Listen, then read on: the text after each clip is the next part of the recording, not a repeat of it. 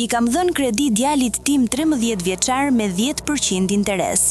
Kështu u shpreh Ermal Mamaçi gjatë një interviste në Grida Duma podcast, ku foli për mënyrën si e edukon fëmijët për raportin me paratë dhe përgjegjësinë financiare.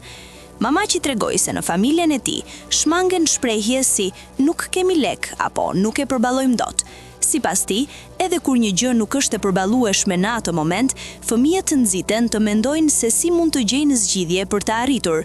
Në bisedë Mamaçi ndau edhe një episod kur djali i tij kërkonte një pajisje që kushtonte rreth 500 euro. Nuk i dilnin lekët dhe një ditë më thot: "E gjeta zgjidhjen, duhet të më japësh kredi." Bëm llogarit dhe i thash: "Nuk do më kthesh 500, por 550 me 10% interes, si në bank." Filloi të thoshte: "Duhet të punoj më shumë sepse kam kredi." Ishte hera e parë që kuptoi përgjegjësinë financiare, u shpreh ai.